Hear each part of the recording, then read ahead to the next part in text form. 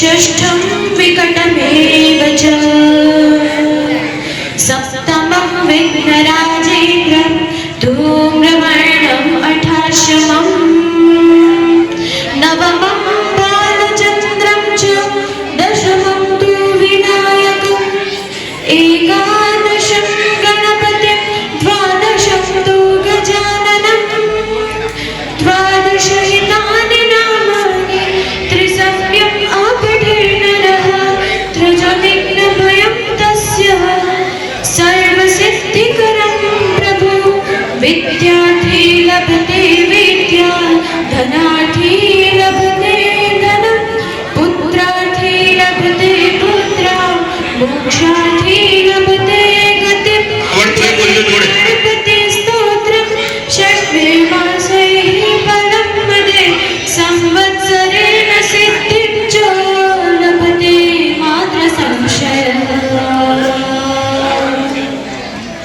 अष्टभ्यो ब्राह्मणे दृश्य लिखित्वा यः समर्पये तस्य विद्या भवेत् सर्वा गणेशस्य प्रसादतः इति श्रीनारद पुराणे संकष्टनाशनं नाम श्री गणपति स्तोत्रं संपूर्णम्।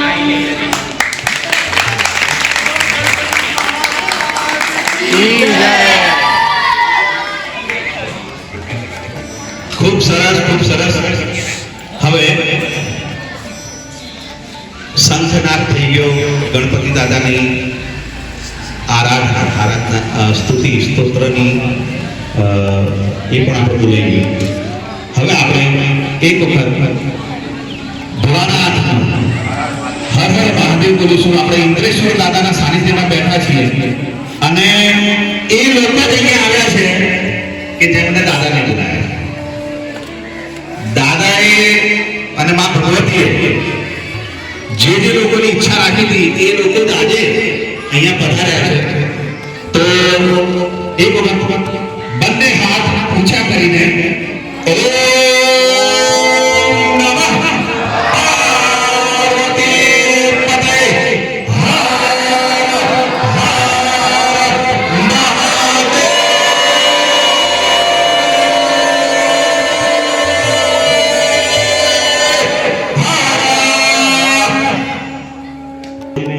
સનાતન ધર્મ ભૂલી રહ્યા છીએ આપણે।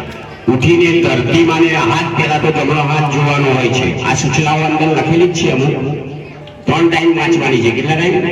3 ટાઈમ। આવતા રવિવારે અહીંયા જ ભેગું થવાનું છે। પછી બાજુનું સરસ મોટું મેદાન છે, ત્યાં આપણે કાર્યક્રમ કરીશું। અત્યારે તમને બધાને બતાવીશ કેવી રીતે કરવું। નાની તલવાર લઈને આવ્યા છે બાબુ, સરસ। એટલે આપણે આવો સરસ કાર્યક્રમ છે તો આપ સૌને વિનંતી છે કે આ કાર્યક્રમમાં હર હર મહાદેવ શસ્ત્ર પૂજા કરી રહીએ છીએ। શસ્ત્ર પૂજા પણ આપણે કરીએ તો મહાનુભાવોને નમ્ર વિનંતી કે શસ્ત્ર પૂજા શરૂ કરો।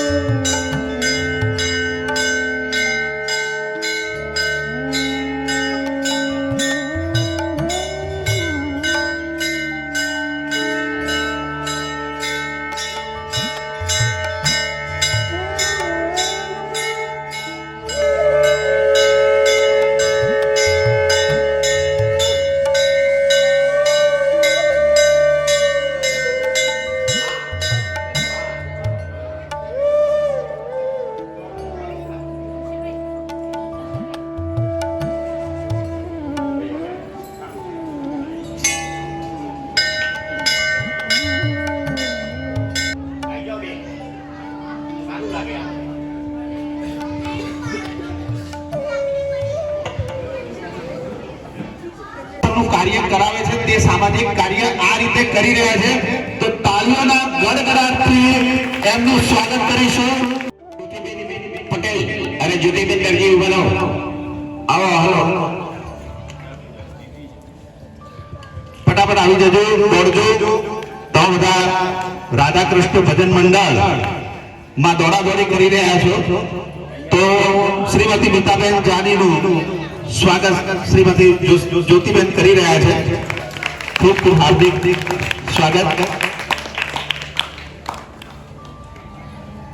બીજું શ્રી નીતિનભાઈ ત્રિવેદી પણ અત્યારે ઉપસ્થિત છે. સમસ્ત ગુજરાત બ્રહ્મ સમાજ સમસ્ત ગુજરાત બ્રહ્મ સમાજ સાબરમતી ના આકાશ પટેલ 25 વર્ષથી તેઓ સંકળાયેલા છે અને સમાજ માટે સેવા પ્રવૃત્તિ પણ આપી રહ્યા છે.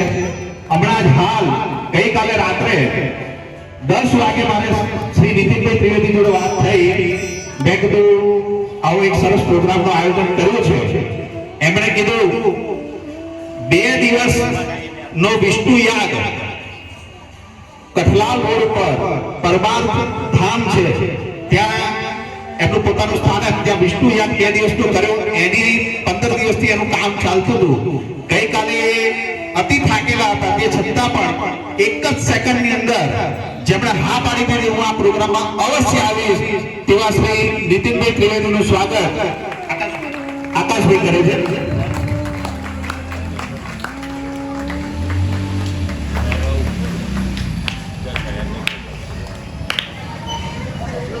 પછી તાલીઓ તો પાડજો હો, તાલીઓ તો પાડવાથી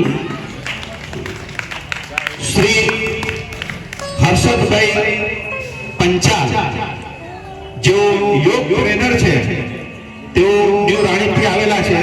તેમનું પણ સ્વાગત આપણા રમેશભાઈ રાજગોર કરશે.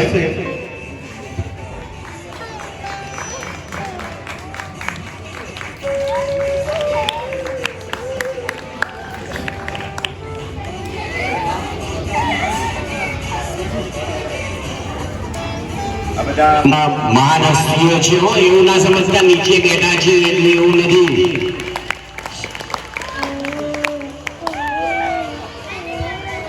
પછી આપણા બહુ અંગત એટલે મારા મામા થાય તેવા શ્રી હિરણભાઈ શુક્લ, જે રિટાયર આર્મી મેન છે અને અત્યારે ફાયર સેફટી ડિપાર્ટમેન્ટમાં પણ અત્યારે ફાયર સેફટીનું પણ કામ કરી રહ્યા છે. તો શ્રી હિરણભાઈ શુક્લનું પણ હાર્દિક સ્વાગત મદનલાલભાઈ ભાટી કરશે.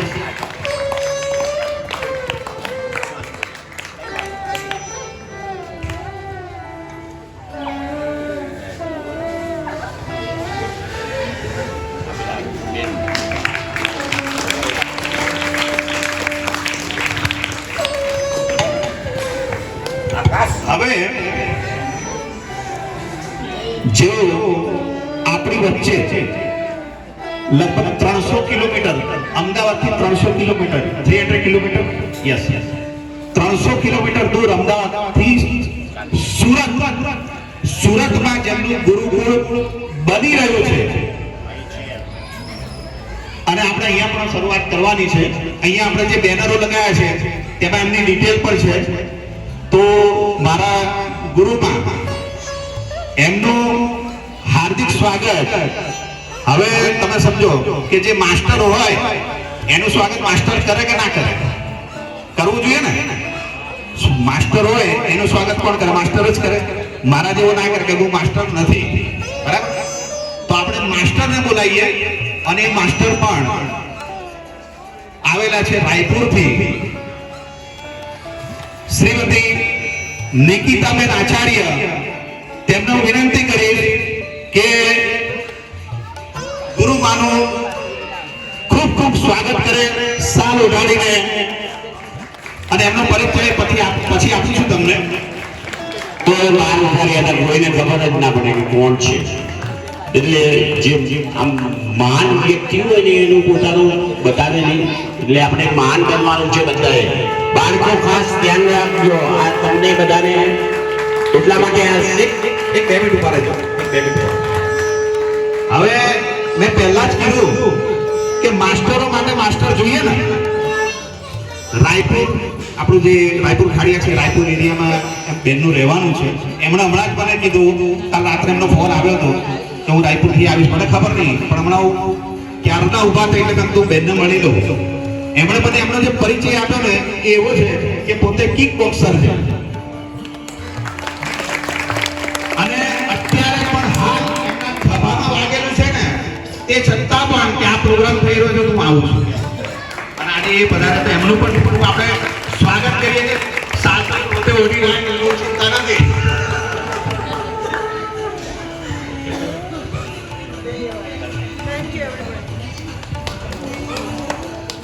મહિલાઓની સુરક્ષાથી માંડીને, યોગથી માંડીને, સ્વાસ્થ્યથી માંડીને અને સિવિલ ડિફેન્સમાં ડેપ્યુટી ચીફ છું, તો એ સંદર્ભમાં ક્યાંય મારી જરૂર પડે તો આયોજકોને કહું છું હું અથાગ પ્રયત્નમાં હું તૈયાર રહીશ. વધારે નથી કહેતો. બધાને ખૂબ ખૂબ અભિનંદન, ધન્યવાદ. क्या पता कब मौत का पैगाम आ जाए, क्या पता कब जिंदगी की आखिरी शाम. આ ડિફેન્સનો કાર્યક્રમ છે એટલે થોડો જુસ્સો તો જોઈ છે. क्या पता कब जिंदगी की आखिरी शाम चल जाए, मैं तो इंतजार करता हूँ ऐसे मौके की, ऐसे डिफेंस के कार्यक्रम में बैकअप काम आ जाओ. जय महादेव. જય મહાદેવ. અહીંયા બેઠેલા દરેક મહાનુભાવોને જય મહાદેવ. આજે જે કાર્યક્રમમાં બેઠા છે ને એમાં સ્ટાર્ટિંગમાં જે આપણે ભાઈએ જે ગીત ગવડાવ્યું એ શાખાનું હતું એટલું મને ખબર છે. એ જ્યારે તમે ગાવાનું શરૂ કર્યું ને ત્યારે તમને અંદરથી ગરમી લાગવી જોઈએ. આ જે જાકેટો બાકેટો બધું કાઢી નાખો. પણ આ પહેલો દિવસ હતો. હું કહું છું દર રવિવારે આ એક વખત એ ગીત કરીને અને ગરમી ઉત્પન્ન કરો. જ્યાં સુધી તમારા શરીરમાં ગરમી નહીં હોય ત્યાં સુધી મગજ સુધી નહીં પહોંચે. મોબાઈલમાં બધી ગરમી આપણે મોબાઈલમાં નાખી દીધી છે. મોબાઈલનો સાઈડમાં મૂકી અને એ તમારે સેલ્ફ ડિફેન્સમાં જે આ કરાવડાવે છે ને આપણે એ શીખવું છે. પહેલાં નાનપણમાં અમને લોકોને તો એવું શીખવાડ્યું હતું કે પહેલું સુખ તે જાતે ના આવ્યા. એનો અર્થ એવો છે કે આપણે જ બધું કરવાનું છે. આપણે કોઈની ઉપર આધાર નથી રાખવાનું. હું ઘણું બધું પોલીસ સ્ટેશનથી કામ કરું છું, મને ખબર છે નાની નાની દીકરીઓ અને દીકરાઓનું. પણ મોબાઈલથી દૂર રહીને તમે જાતે તમારું સેલ્ફ ડિફેન્સ પહેલાં ઘરેથી કરીને આવશો તો અહીંયાનું કરેલું સાકાર થશે. અહીંયાથી ખંચેરીને જતા રહેશો તો કશું જ નહીં થાય. અને હું દરેકને એવી આશા રાખું છું ગમે ત્યાં જોવું કે ભાઈ તમે તમારું જે શીખવાડેલું એ ઉપયોગ કરો છો. એક વસ્તુ છે કે અમે શીખેલા ખાઈને સૂઈ જવું, મારીને ભાગી જવું. હવે તમે બી શીખી જાઓ કે ઘરે રડીને નથી જવાનું. તમારો આત્મવિશ્વાસ જગાડવાનો છે અને એ જાગશે તો આ બધું જ કરેલું સાકાર છે. અને આમને આ મહેનત કરી છે એને સફળ કરવા માટેનું તમારા બધાનું યોગદાન છે. અને હું એવું આશા રાખું કે તમે 100%, 1000% એમાં યોગદાન આપો. હર મહાદેવ. આપણા આર્મી મેન એમને પણ આપણે ચાન્સ આપીશું. જય મહાદેવ. જય હિન્દ. જય હિન્દ. સૌથી પહેલા તો રાજુ મહારાજ અને કૌશલભાઈએ આ જે ચવાણાનો કોન્સેપ્ટ કર્યો છે કે કોઈ પણ જ્ઞાતિને જોર આપ્યા વગર તમામ જ્ઞાતિના લોકોને જે અહીંયા ઉપસ્થિત કર્યા છે, એકત્રિત કર્યા છે, તે બદલ રાજુ મહારાજ અને કૌશલભાઈનો ખૂબ ખૂબ આભાર. હવે હું પોતે તો ડિફેન્સવાળો છું એટલે સેલ્ફ ડિફેન્સ અથવા ડિફેન્સના માટે કંઈ બહુ વિશેષ નહીં પ્રકાશ પાડું. પણ એક વસ્તુ મારે કહેવાની છે કે જેમ ચવાણું આમાંથી કેટલાએ જોયું છે? હાથ ઊંચો કરે. ચવાણું કોણે જોયું છે? ખાધું હશે, ખાધું બી હશે. હવે એમાં એક વસ્તુ છે કે ચણાની દાળ બી આવે, મમરા બી આવે, સેવ બી આવે, પછી પૌવા બી આવે, ઘણા બધા વ્યંજનો આવે. પણ એ કોઈ દિવસ પોતાની જાતને હું સેવ છું, હું મમરા છું, હું ચણાની દાળ છું, હું ચણા ચોર ગરમ છું એવું નથી કહેતા. દરેક એક જ કહે છે કે અમે ચવાણું છીએ. એમ આપણે હિન્દુ જ્ઞાતિની અંદર બ્રાહ્મણ, પટેલ, હું વાણિયો, હું રાજપૂત, હું કડિયો, હું મિસ્ત્રી, હું સુથાર એ બધું ભૂલી જાઓ. હું હિન્દુ છું. એ જ રીતે તમે તમારી જાતને ઇમ્પ્લાન્ટ કરો, પ્રોજેક્ટ કરો તો આગળ વધશો અને તો બધા એક રહી શકશો. મારી બાજુમાં કોઈ ભાઈ માર ખાઈ રહ્યો છે, એ કડિયો છે અને હું બ્રાહ્મણ છું એટલે હું એને બચાવવા નહીં જઉં. એ વિચારસરણી છોડી દો. ભાઈ છે મારો, હિન્દુ ભાઈ છે, હું એને બચાવવા જઈશ. બસ મારે આટલું જ કહેવું છે, વધુ તો કંઈ કહેવું નથી. એકતા જાળવે હશો તો વિધર્મીઓની સામે આપણે લડી શકીશું. બાકી જો અંદર ઝઘડતા રહીશું, અંદર દ્વેષ રાખીશું તો ક્યારેય આપણે સામેલાને પાડી નહીં શકીએ. નમસ્કાર. देवेश भाई को विनती करता हूं कि वो यहाँ पर पधारे और अपना मंतव्य दे. सभी को बारंबार प्रणाम. मंच पे उपस्थित पूज्य गुरु माँ और जितने भी हैं हमसे बड़े, सबको बारंबार प्रणाम करते हुए मैं एक उद्घोष के साथ अपनी बात कहना चाहूंगा. हमारे साथ में उद्घोष में आप लोग शामिल हो जाइए. बोलिए हर हर हर हर हर हर. आवाज आपकी थोड़ी धीमी है. अभी जैसे हमारे पूज्य श्री डिफेंस के बारे में बोले. डिफेंस हम लोगों के समक्ष में एक ऐसे रख दिया गया है कि जैसे कोई साधारण चीज है. आज की डेट में डिफेंस एक ऐसी चीज है कि जो किसी को, कोई छोटा हो बड़ा हो, हल्के में लेते हैं. कोई भी हो हल्के में लेते हैं. डिफेंस अपने घर से लेके बाहर तक, बॉर्डर तक, और बॉर्डर के पूरे देश में, पूरे विदेश में कहीं भी जो होता है सिर्फ डिफेंस पे होता है. लड़ाई हर घर में होती है, लड़ाई बाहर होती है, हर जगह लड़ाई होती है. लड़ने के लिए सबसे पहले हथियार से ज्यादा आत्मविश्वास की जरूरत होती है. अगर हमारे अंदर आत्मविश्वास नहीं है तो हम कोई हथियार नहीं चला सकते. कोई भी हथियार चला ही नहीं सकते. चलाना तो दूर, हम छूने की हिम्मत नहीं करेंगे. हमारे बगल में तलवार रखी है, त्रिशूल रखे हैं, लाठी डंडे सब रखे हुए, लेकिन अगर हमारे हिम्मत नहीं है हमारे अंदर तो हम उसको छूने की हिम्मत नहीं करेंगे कि उसको छू लें. तो सर्वप्रथम जो हिम्मत आती है हमारे अंदर वो कहां से आती है? आज हम लोग हैं यहाँ पे, जितने हिम्मत वाले हैं वही आए हुए हैं लगभग. बाकी तो अपने घर पे होंगे जिनको मतलब नहीं धर्म से क्या है, धर्म क्या है, और हम सेल्फ डिफेंस क्यों सीखे, हम धर्म में क्यों जाए, हम मंदिर क्यों जाए. बहुत सारे ऐसे लोग हैं. तो हमारे अंदर ये हिम्मत कहां से आए? सर्वप्रथम उसके लिए एक ही रास्ता है, गुरुकुल. गुरुकुल जहां हमें सिखाया जाता है कि हमारे लिए जो कुछ है सिर्फ धर्म है, और धर्म से बढ़कर दुनिया में कुछ नहीं हो सकता. ये सब जानते हैं, धर्म ही सब कुछ है. अगर हमारे अंदर धर्म है, हम धर्म की बात करते हैं, मानवता की बात वहीं से उत्पन्न होगी जहां हम धर्म की बात करेंगे. बिना धर्म के कोई मानवता की बात नहीं हो सकती, कोई शिष्टाचार बात नहीं होती, कोई वेद की बात नहीं हो सकती, कोई शास्त्र की बात नहीं हो सकती.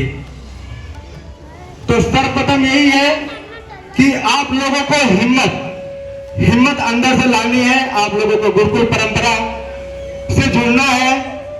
हमारे परम पूज्य गुरुदेव जी आज यहाँ पे नहीं आए हुए हैं, वो विशेष कारण से बाहर थे, इसलिए. बाकी हम तो कुछ बोल नहीं सकते हैं. बाकी वो हो तो वो बताए कि हिम्मत क्या है, हिम्मत आती कहां से है. हमारे अंदर जो कुछ है, हमें बोलने का, माइक पकड़ते ही ऐसा लगता है कि हम हथियार पकड़ लिए हों, कभी ऐसा लगता है. लेकिन ये जो आप लोगों के समक्ष में जो मैं बोल रहा हूं, जो मेरे मुख से कुछ वाक्य निकलेंगे, वो सब मेरे गुरुदेव के, परम पूज्य गुरुदेव के जो है आशीर्वाद से ही है. तो आप लोग सब गुरुकुल से जुड़िए. गुरुकुल हमारे यहाँ बन रहा है, चालू भी है, और दिल्ली में भी चालू हो रहा है गुरुकुल. उसके बाद जो है उत्तराखंड में गुरुकुल है. तो आप लोग गुरुकुल से जुड़िए. जहां तक बात किया जाए शक्ति की, संस्कार की, वो सब कुछ एक ही जगह है, गुरुकुल में. गुरुकुल से आप जुड़ेंगे तो आपके अंदर, आपके बच्चों के अंदर, सबके अंदर एक ही चीज रहेगा. महानुभाव जितने भी होते हैं, जितने भी हुए, सबके अंदर सिर्फ संस्कार एक ऐसी चीज है जहां से हर चीज की उत्पत्ति होती है. अगर संस्कार है तभी हर चीज संभव है. चाहे वो धर्म हो, चाहे घर चलाना है. अगर आपको अपना घर भी चलाना है तो संस्कार नहीं है तो आपका घर नहीं चल सकता. दो भाइयों में कैसे झगड़ा होता है, बीच के घर में बंटवारे हो जाते हैं अगर संस्कार नहीं है तो. वरना पहले घर में बंटवारे नहीं होते थे जल्दी। आज तो वो बालिक बाद में होंगे, पहले बंटवारे की सोच लेते हैं अपने घर पे। तो अपने बच्चों में संस्कार कैसे डालना है, कैसे उनको संस्कार के पथ पे ले जाना है, ये सब जो है सिर्फ गुरुकुल से संभव हो सकता है। और गुरुकुल के लिए आप लोग जुड़िए। बात करें अगर सेल्फ डिफेंस की, तो उसके लिए बहुत सारे ऐसे हैं कि सेल्फ डिफेंस में आवश्यकता है किस चीज की और कब है, क्यों है। आज हम लोग यहाँ बैठे हैं, आसान नहीं है। जो प्रोग्राम हो रहा है ये कोई आसान प्रोग्राम नहीं है, वरना ऐसे भी इलाके हैं जहां मंदिर हमारे 46 साल से बंद है। हमारे अभी जो निकला संबल में मंदिर 46 साल से कोई बंद है, कोई 60 सालों से बंद है, कोई आजादी के बाद खुला ही नहीं, आजादी के पहले बंद कर दिए गए। आज हमें बताया जा रहा है कि जो आजादी के पहले जहां पे था उसको वैसे रहने दिया जाए, वो मत छुआ जाए, उस पर कोई केस ना हो। क्यों ना हो केस, क्यों ना हो? जो हमारा हो तो हम लेके रहेंगे, कैसे भी लेना पड़े हम लेके रहेंगे। इसकी शुरुआत हुई है और हम लोग ऐसा नहीं है कि हम ऐसा सोचे कि हम अकेले क्या करेंगे। हम अकेले नहीं है। अगर एक बार हम किसी पथ पे निकलते हैं अकेले, तो आप देखेंगे पीछे तो लाइन लग जाएगी। बस खाली हमें हिम्मत भरने की आवश्यकता रहती है, हमें बताना रहता है कि हमें क्या करना है। जोरदार ताकत अभी जो हो रहा है प्रेजेंट टाइम में, आप सब जानते हैं कि हम किसी गली से गुजरते हैं तो लोग बहुत सारी बात करते हैं, ये चला है अकेले, ये क्या कर लेगा। अरे मैं अकेले नहीं हूं, आप सब मेरे साथ हैं, समस्त देश साथ रहेगा अगर हम सच्चाई की राह पे चलते हैं, संस्कारों की राह पे चलते हैं और आत्मरक्षा की बात करेंगे। आत्मरक्षा को ये नहीं कि हाँ मैं अपने खुद की रक्षा कर लूं अकेले, यही काफी है। खुद की रक्षा तो करेंगे ही, लेकिन हमें ऐसा सक्षम करना है कोई हमारे घर पे घुस न पाए। आजकल आप लोगों ने देखा होगा एक रील बहुत चल रही है, मोबाइल तो सब चलाते हैं, एक रील बहुत चल रही है। उसमें क्या होता है कि एक बहन रहती है, उनका कोई पर्स लेके भाग जाता है, कोई मोबाइल लेके भाग जाता है, साथ में दो भाई खड़े रहते हैं वहां पे, वो उनसे मदद मांगती है। तो पहले तो वो मदद देने के लिए आगे जाते हैं, फिर वो बोल देती है भैया मेरा पर्स लेके आना। जैसे उस बहन के मुंह से भैया निकलता है ना, वो वहीं पे रुक जाते हैं। वो क्या बोलते हैं, अब तो हम बिल्कुल नहीं जाएंगे। हमारे संस्कार ऐसे नहीं थे कि कोई बहन हमें राह चलते हुए, कोई बहन कोई भी लेडी हमें भैया बोल दे तो उसके लिए सर कटाने को तैयार होना चाहिए। आज हमारे देश में राखी मनाई जाती है, रक्षाबंधन का त्योहार क्यों मनाया जाता है? इसीलिए मनाया जाता है। मैंने वो रील देखा, वो भैया बोली, वो भाई फिर रुक गए, बोले हम नहीं जाएंगे, आपने भी भैया बोला। क्या हमारे देश में यही संस्कार बचा है? जहां भैया बोलने पे लोग अपने प्राणों की आहुति दे देते हैं, सर कटवा देंगे, लेकिन बहन की इज्जत पे आंच नहीं आने देते थे।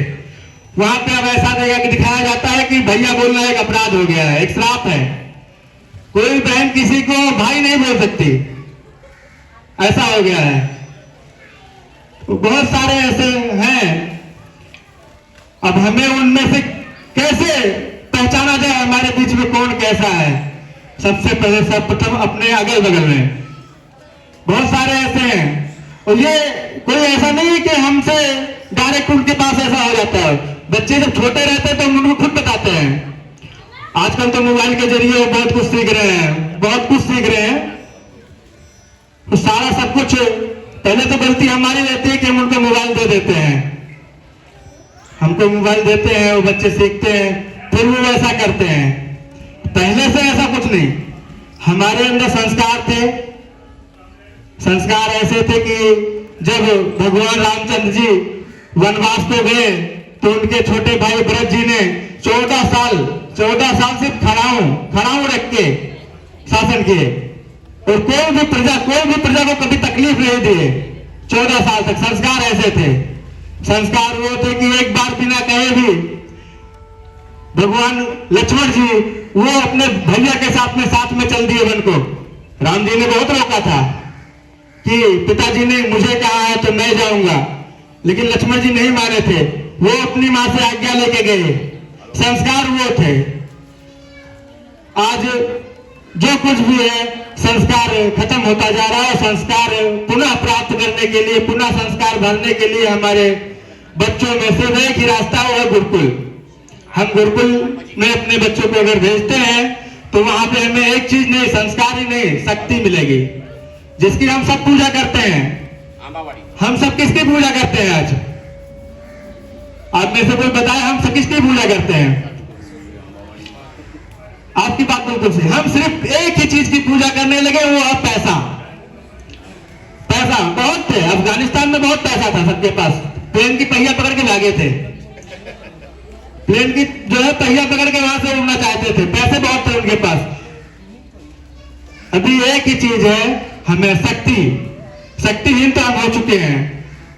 हमें शक्ति प्राप्त करने के लिए गुरुकुल जाना होगा, अपने बच्चों को गुरुकुल भेजना होगा। हमें खुद में सक्षम, आज कोई भी आए हमारे घर में, बहन बेटियों के सामने हमें दो गाली दे दे, दो थप्पड़ मार दे, फिर भी हमारे मुंह से चू नहीं निकलेगी। क्यों? क्योंकि हम इतने असहाय हो चुके हैं। हमें हमारे अंदर हिम्मत ही नहीं बची है कि हम उनको बोल पाएंगे, जो बड़ों के जवाब देंगे। तो अपने बच्चों को गुरुकुल भेजिए, जहां से उनको शक्ति मिलेगी, संस्कार मिलेंगे, और पहली बात तो कि सेहत मिलेगी, जो बिल्कुल नहीं है अभी। आजकल सेहत के नाम पे कुछ नहीं है, सब बाहर का खाना है, टोटल आउटसाइड फूड, दूसरा कुछ नहीं। पिज्जा है, बर्गर है, कुरकुरे हैं, आजकल तो फैशन हो चुका है। स्कूल में जाते समय बच्चों के टिफिन में भी वही रहता है, कुरकुरे है, बिस्किट है, कुछ भी दे दो, वेफर दे दो, उनको वही लेके जाएंगे। तो आप लोग से विनम्र निवेदन है इस बात का कि आप लोग अपने बच्चों को गुरुकुल से जोड़िए सब, और उनको संस्कारी बनाइए। और मैं एक बार फिर पुनः अपने गुरुदेव को, परम पूज्य गुरुदेव को प्रणाम करते हुए, मंच पे उपस्थित सभी को प्रणाम करते हुए अपनी वाणी को विराम दूंगा। और अगर कुछ भूल हुई हो तो आप लोग क्षमा कीजिए। बस इसी के साथ हर हर महादेव, हर हर महादेव, हर हर महादेव। धन्यवाद, खूब खूब धन्यवाद। સરસ, એમનું બહુ સરસ પ્રવચન હતું. પણ પ્રવચન ના કહેવાય, આપણામાં એક વીરતાનું પ્રતીક જે આપણે ભૂલી ગયા છીએ કે શસ્ત્ર શું, શાસ્ત્ર શું, આયુર્વેદિક શું, એને ફરીથી જાગૃત કરવાનો આપણે એક વસ્તુ આપણે કરી રહ્યા છીએ. અને એટલા માટે અમારું એક સ્લોગન છે, સ્લોગનને બહુ ધ્યાનથી સમજજો. સંયુક્ત પરિવાર, બોલો, સંયુક્ત પરિવાર, સશક્ત સમાજ અને મજબૂત રાષ્ટ્રનું નિર્માણ કરવાનું છે. આની અંદર લગભગ હું માનું ત્યાં સુધી આખો ભારત દેશ, આખું સનાતન સંસ્કૃતિ આવી જાય. કે સંયુક્ત સમાજ બરાબર, મજબૂત રાષ્ટ્ર, એનું નિર્માણ આપણે કરવાનું છે. બીજી વસ્તુ, થોડું એક જ મિનિટ લઈશ, પછી આપણે પ્રોગ્રામ શરૂ કરીએ. તમે જે એની રાહ જોઈ રહ્યા છો, અત્યારે આપણી વચ્ચે ઉપસ્થિત ગુરુમાં શ્રીમતી શ્રદ્ધા મિશ્રાજી આવ્યા છે ઠીક સુરતથી. તેમનો થોડો પરિચય. તેમને પોતાના 4 વર્લ્ડ રેકોર્ડ હોલ્ડર, પોતે 4 વર્લ્ડ રેકોર્ડ એમણે હોલ્ડર છે પોતે. International gold medallist in martial art. બરાબર, જોરદાર તાલી થવી જોઈએ. બીજું તમને કહું, ઘણી વખત આપણને એવો પ્રશ્ન થાય કે હું તો ભણવા જાઉં છું તો હું બીજું શું કરી શકું. સાહેબ, મારા બહુ સમજવાની વસ્તુ છે. ગુરુમાં પોતે ફાર્માસિસ્ટ છે અને અત્યારે ફાર્માસિસ્ટનું આગળ ભણી પણ રહ્યા છે. એટલે ભણવા સાથે શું નથી થતું ને, જેને આખી દુનિયામાં બધાને 24 કલાક જ આપેલા છે, પણ જેને જે કરવું છે ને એ બધું જ કરી શકે. તો એમનું ભણવાનું પણ ચાલુ છે, ભણાવવાનું પણ ચાલુ છે. ગુરુકુળ આપણું સુરતમાં જે બની રહ્યું છે તેનું એક માહિતી આપી દઉં. અત્યારે ગુરુકુળની અંદર 18 થી 20 બાળકો, જેની અંદર છોકરા અને છોકરીઓ બધા જ નાના અને થોડા મોટા, એ બધા છેલ્લા 3 વર્ષથી એમના સાનિધ્યમાં પ્રશિક્ષણ લઈ રહ્યા છે. અને બધા હું જોઈ આવ્યો છું, બધા માસ્ટર છે, બધા જ માસ્ટર. જો અહીંયા એક જણ ઉભો હોય ને તો કદાચ આપણે કોઈની તાકાત નથી કે એમની સામે, અને બધા સિંગલ પસ છે, પણ જબરદસ્ત એવું જોયેલું છે એમનું કે મેં મારી દીકરી પૃથા અહીંયા ક્યાંક હશે આટલામાં, ક્યાં છે ભાઈ? આરી એ પૃથાને મેં પહેલી મોકલી હતી માર્ચ મહિનામાં, અને ત્યારથી મારે ગુરુમાં અને ગુરુજીનો પરિચય છે. તો આ એમનો પરિચય આપ્યો. અને ગુરુકુળ પરંપરાની સ્થાપના કરવા માટે અત્યારે જે ઇન્ડિયાની અંદર જે અત્યારે જર્ની કરી રહ્યા છે આપણા પરમ પૂજ્ય ગુરુદેવ શ્રી આચાર્ય વિવેક શ્રી, તમે ફોટામાં જોઈ રહ્યા છો, અને ફોટાની અંદર તો એમણે ઘણા બધા કેમ્પ પણ કરેલા છે. એમની ડિગ્રી શું છે ને એ તમને કહી દઉં. 7 times world record holder, international gold medallist, 7 વખત વર્લ્ડ રેકોર્ડ કરેલો છે. અને કદાચ અશક્ય વાત એ અત્યારે બોલી રહ્યો છું, જે કદાચ કલ્પના પણ નથી. ઓલ ઓવર ઇન્ડિયામાંથી પરમ પૂજ્ય ગુરુદેવે 5 થી 5.5 લાખ દીકરીઓને સેલ્ફ ડિફેન્સ શીખવાડ્યું છે. કદાચ મારો આંકડો કદાચ ઓછો હશે, કેમ કે દિવસે ને દિવસે વધી રહ્યું છે.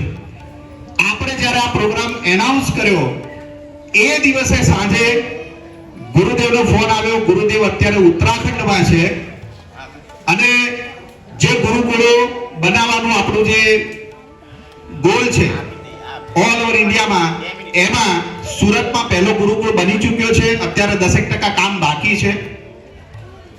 પરમ દિવસે સાંજના એમના ન્યૂઝ દિલ્હીની અંદર રોહિણીમાં ઇન્ટરનેશનલ ઓફિસ બની રહી છે, અને ઉત્તરાખંડમાં ગુરુકુળ ફાઇનલ થઈ ગયો છે.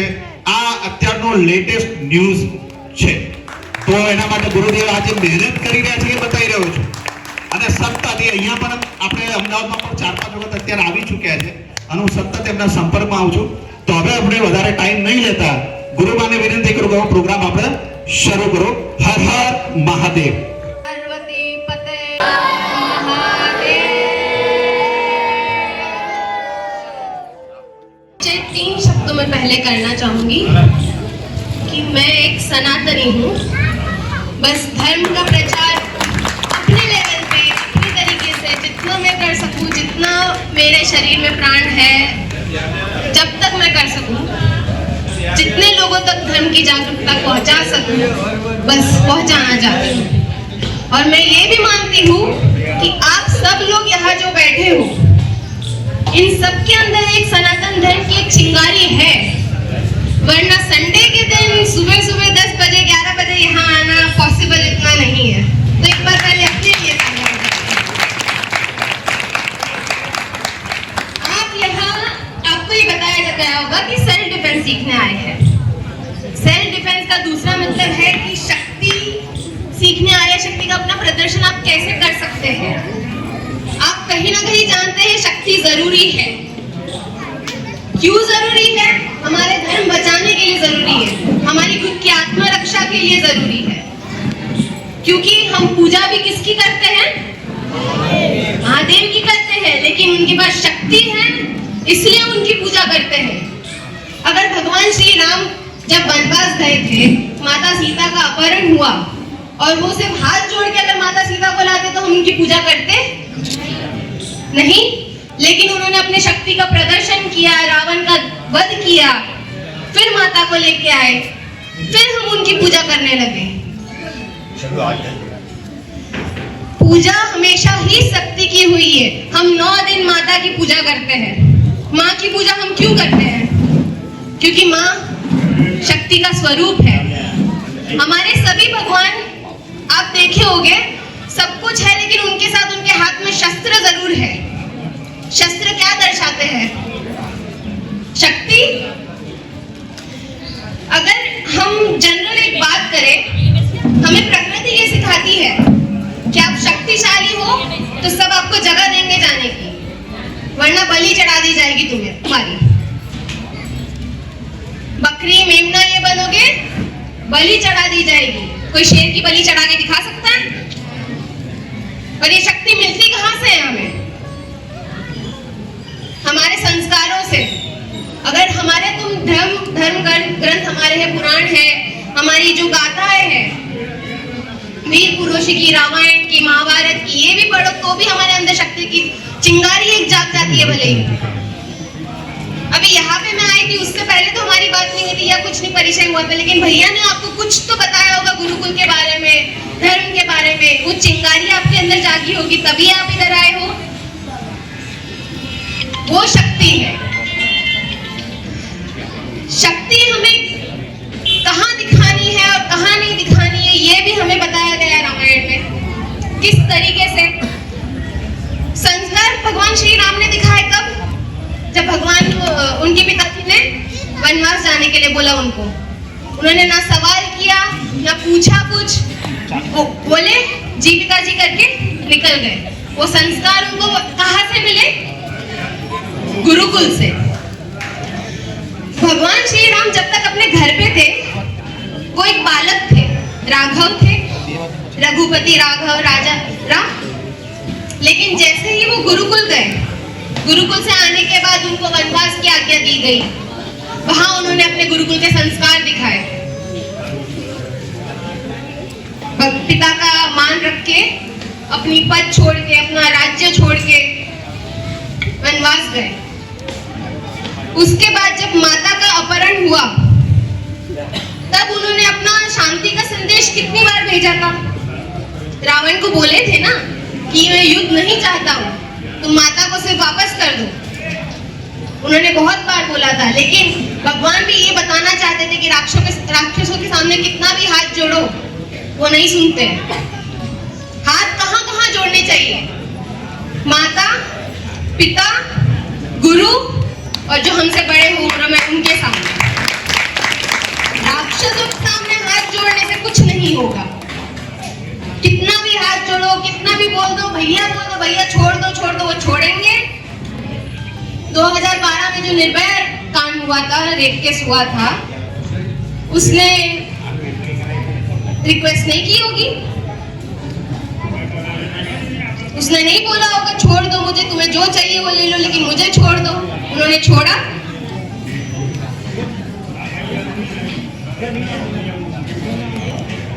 गुरुकुल की बात करें हम पहले तो, गुरुकुल मतलब आप क्या जानते हैं?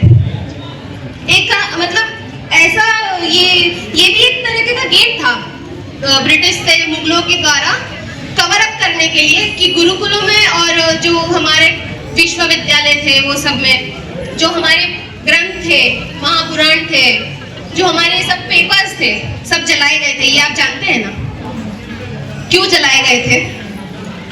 ताकि हमारे जो आने वाली पीढ़ी है वो धर्म से वंचित रहे। हमारा धर्म क्या कहता है, क्या मानता है, क्या आपको करने की अपेक्षा देता है कि तुम्हें ये करना है, उनसे वंचित रखे। गुरुकुल एक ऐसी जगह है जहां लोग सोचते बच्चा सिर्फ पंडित बन के निकलेगा, लेकिन वो ऐसा नहीं है। हम गुरुकुल चला रहे हैं, हमें पता है गुरुकुल में हम बच्चों को शस्त्र, शास्त्र, आयुर्वेद, उसके साथ मॉडर्न एजुकेशन, ये चारों चीज हम डिग्री लेवल तक बच्चों को करवा रहे हैं। और हमारे बच्चों को इंग्लिश बोलने के लिए बोलो तो इंग्लिश भी बोलेंगे, शस्त्र चलाने के लिए बोलो तो शस्त्र भी चलाएंगे, और पुराण पढ़ने के लिए बोलो तो संस्कृत में पुराण भी पढ़ेंगे वो लोग। गुरुकुल की ये ताकत है कि वो बच्चों को सनातन से जोड़ के रखता है, लेकिन ऐसा नहीं है कि तुम सिर्फ पंडित बन जाओगे या ऐसा कुछ होगा। तुम अपनी लाइफ में सब बाकी बच्चों से तो आगे ही निकलोगे। ये गुरुकुल है। गुरुकुल का संस्कार लेने पे भगवान श्री राम भी राजा बने। उन्होंने भी अपने पराक्रम दिखाए, शक्ति उन्होंने अपनी दिखाई और अपनी मर्यादा भी दिखाई। मर्यादा किस तरीके से दिखाई? शूर्पणखा जब आई थी, अगर हम अभी के टाइम पे कंपैरिजन करें, शूर्पणखा अगर अभी किसी पुरुष के पास जाए तो वो क्या बोलेंगे? बुरा मत मानना, लेकिन जो सच है वही बोलूंगी। शूर्पणखा अगर अभी कोई मिले आपको तो अभी बोलेंगे कि सब मान लेंगे, इन शॉर्ट बोलूं तो। लेकिन तब जब भगवान श्री राम के पास गई, भगवान ने नाक और कान काट के भेज दिया कि नहीं, मैं शादीशुदा हूँ, विवाहित हूँ। और वहां से पूरी रामायण शुरू हुई। भैया ने एक बहुत अच्छी बात बताई बहन भाई की, कि अभी भैया बोलने पे लोगों को शर्म आती है या अजीब लगता है। महाभारत के समय में सिर्फ एक चीर बांध के एक भाई ने पूरी महाभारत रच दी थी। वो भाई नहीं था।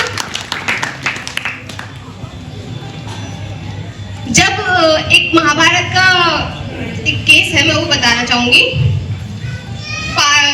अपने पांडव और भगवान श्री कृष्ण बैठ के भोजन कर रहे थे। युधिष्ठिर सबसे ज्येष्ठ होके, मतलब वो एकदम प्रैक्टिकल लॉजिकल बात करना ज्यादा वो पसंद करते थे कि जो भी हो शांति से ये सारा मामला है जो निपट जाए। तो वो बोले श्री कृष्ण को कि आप शांति का संदेश लेके जा रहे हो, तो कोशिश करना कि युद्ध ना हो और शांति से कौरव मान जाए, हमें सिर्फ 5 गांव या 5 महल दे दे तो भी हमें चलेगा। जब भगवान श्री कृष्ण भोजन करके उठे और बाहर अपना हाथ धोने के लाए, तो द्रौपदी उनके साथ आई। द्रौपदी बाहर आई और बोली कि आप कौरवों के पास क्यों जा रहे हैं? तो भगवान श्री कृष्ण बोले, आपने अंदर सुना नहीं?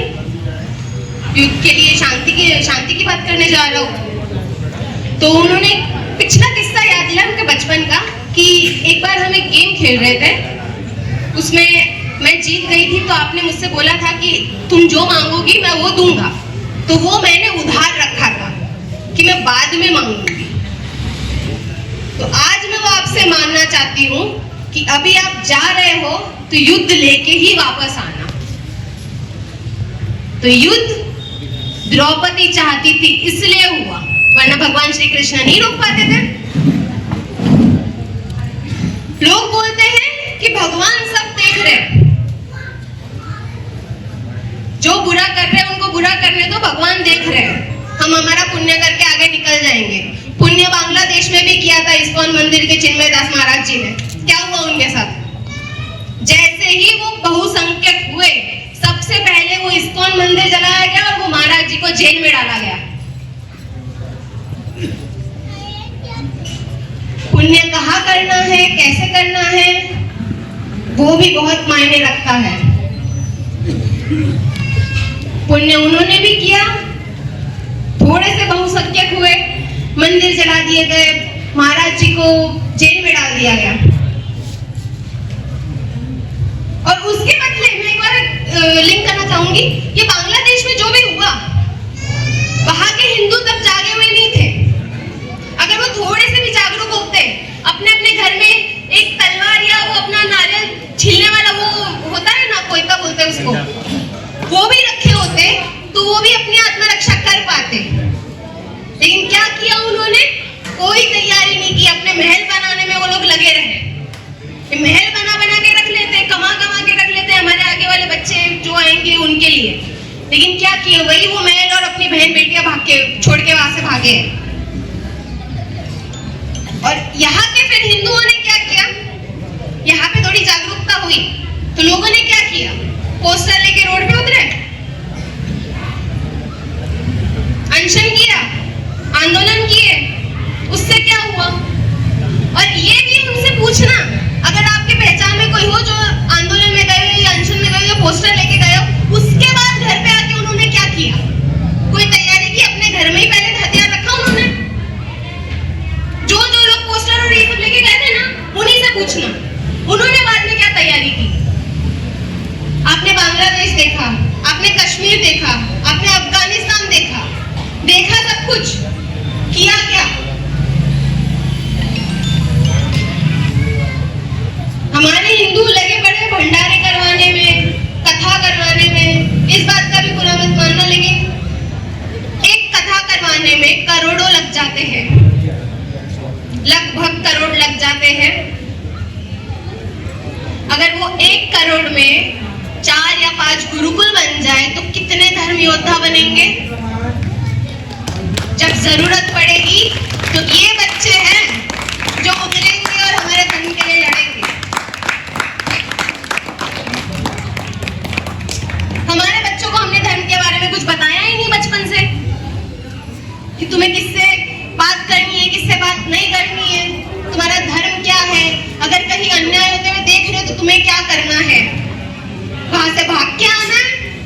या लड़ना है?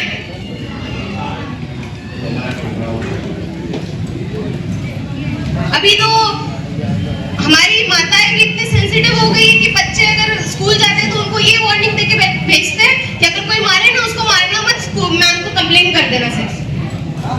तुम अपने छोटे लेवल से ही बच्चों को किस तरीके की परवरिश दे रहे हो कि कोई मारे तो मारना मत, मार खा लेना लेकिन मैम को कंप्लेन करके आ जाना बस।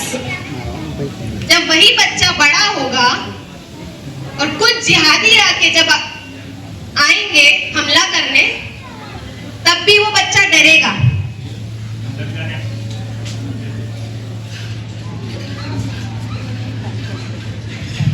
हम कथा करवाने में लगे हैं। एक कथा करवाई हमने 7 दिन की। 7वें दिन भोजन महाप्रसाद हुआ। 8वें दिन जो भी कथा में हमने सुना सब भूल गए। 8वें दिन से हम अपने कार्यों में लग गए, वही स्कूल, वही कॉलेज, वही ऑफिस, वही घर का काम। जो सुना वो सब भूल गए। और कथा में ये बात तो जरूर होगी कि भले ही वो शिव पुराण हो, महाभारत हो, कोई भी कथा हो, राम कथा हो, सब में युद्ध है, लेकिन किसी ने उस पर ध्यान नहीं दिया। हमें घर बैठ के ऐसा लगता है कि अभी युद्ध कहाँ छिड़ा है, अभी हमें इतना ज्यादा हाइपर होके एक्टिविटी करने की जरूरत क्या है। लेकिन आप जानते नहीं हो, अंदर अंदर उनकी पूरी प्लानिंग बन चुकी है।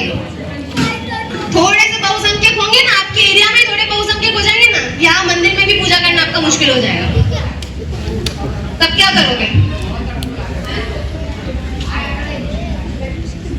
इस्कॉन मंदिर तुम्हारे सामने जलाया जा रहा है, किसने क्या कर लिया? बैठे हो पुलिस और प्रशासन के भरोसे। एक छोटी लड़ाई भी होती है, पुलिस प्रशासन कितने देर में पहुंचती है? 30 मिनट, 45 मिनट मैक्सिमम। उतने में कितने टुकड़े हो चुके होंगे तुम्हारे? बांग्लादेश वालों ने पुलिस को फोन नहीं किया होगा। पुलिस भी उनके कहने पे चलती है जिसकी सरकार हो। अभी हिंदुत्व की चल रही है सरकार, वो बात ठीक है। थोड़े से बहुसंख्यक हुए, सरकार बदलने में टाइम नहीं लगेगा।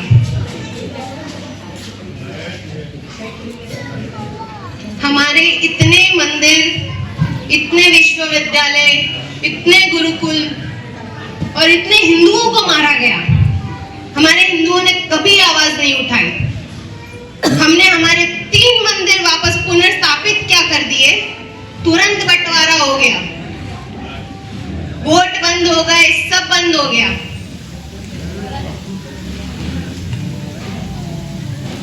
बहुत सारे डिस्ट्रिक्ट से मेरे पास ऐसे फोन आ रहा है कि वो बोलते थे पहले ये जिहादियों के 100 वोट पड़ते थे, 1000 में से 100 वोट जिहादियों के होते थे, अब 300 आने लगे।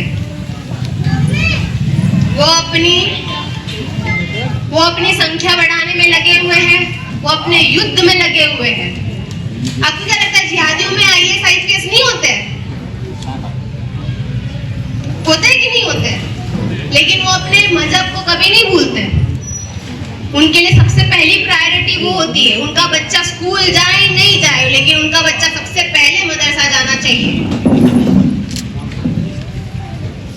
और हमारे यहाँ थोड़ा सा क्या, इंग्लिश पढ़ने लग गए, इंग्लिश बोलने लगे, अपने धर्म को पीछे भूल के चले जाएंगे। और थोड़ा अगर हर हर महादेव भी किसी के सामने से बोलो ना, भाई मिल रहे हो तो गुड मॉर्निंग की जगह हर हर महादेव बोलो तो क्या गवार है। इस तरीके की बातें होती है। टीका लगा के स्कूल में जाओ तो आधे बच्चे चिढ़ाएंगे आपको। मेरे बच्चे हैं, उनको स्कूल में मैं कंपलसरी त्रिपुंड और टीका लगा के भेजती हूँ। जब वो स्टार्टिंग में स्कूल जाते थे 2-4 महीने उनको बहुत चिढ़ाते थे उनके क्लास के बच्चे की क्या है कैसा है ये। फिर प्रिंसिपल से फोन आया गुरुजी के पास कि ये टीका वगैरह नहीं चलेगा स्कूल में, बच्चे बहुत बातें करते हैं इस बारे में। गुरुजी से एक ही सवाल पूछे कि तुम हिंदू ही हो और ये स्कूल हिंदुओं की है? बोले हाँ। तो बोले फिर तुम्हें शर्म किस बात की है टीका लगाने से? प्रिंसिपल स्कूल का। हम मॉडर्नाइजेशन के पीछे ऐसे पागल हो गए हैं कि हम हमारे धर्म को भूल चुके हैं। तो गुरुकुल का बच्चा ऐसा नहीं है कि डॉक्टर नहीं नहीं बनेगा, IPS नहीं बनेगा, 10 साल रुकिए, हमारे बच्चे आपको हर जगह दिखेंगे। और आगे आने वाली जनरेशन में अगर आपकी आगे वाली पीढ़ी हिंदू बनी रहे, डरपोक ना हो, तो उनको गुरुकुल के संस्कार धर्म से जोड़ना बहुत अति आवश्यकता है उसकी। दान की बात कर रहे थे। दान हम कहाँ करते हैं, किस जगह करते हैं, उसका बहुत महत्व है। हम ऐसे दान करके आते हैं कि हमने कर दिया, बाकी भगवान देखेंगे क्या करना है, उसका सामने वाला क्या कर रहा है, उसके साथ किसी का बुरा हो रहा है, किसी का अच्छा हो रहा है, कोई अपना पेट भर रहा है, किसी और का पेट भर रहा है, कुछ नहीं पता। जो भगवान देख रहा है वाली बात करते हो ना, महाभारत के समय भी भगवान देख ही रहे थे। उन्होंने बोला मैं देखूंगा, लड़ना तुम्हें पड़ेगा। अर्जुन को यही बोले थे, लड़ोगे तुम, मैं सिर्फ सारथी बन के आऊंगा। भगवान श्री कृष्ण ने हथियार नहीं उठाए थे एक बार भी या कहीं भी। वो सिर्फ अर्जुन के साथ थे, उसे मार्ग दिखा रहे थे, लेकिन शस्त्र अर्जुन को ही उठाने थे। भगवान भी यही बोलते हैं कि शस्त्र उठाने का सामर्थ्य रखते हो तो ही तुम्हारे साथ हूं, वरना लटो। तो ज्यादा समय नहीं लेते हैं अपने। सेल्फ डिफेंस के बारे में हम बात कर रहे थे। अभी जो बेटियों को अभी के सिचुएशन के हिसाब से सेल्फ डिफेंस मस्ट है कि कुछ आए नहीं आए, तुम्हें रोटी बनाना आए नहीं आए चलेगा, लेकिन खुद की आत्मरक्षा करनी आनी चाहिए। क्योंकि जब ऐसी सिचुएशन में आती हो, ना पुलिस ना घर वाले ना और कोई तुम्हारी रक्षा के लिए वहां पे आएगा। जो ऐसे फूल से नाजुक बन के बैठे हो, उससे कुछ नहीं होगा।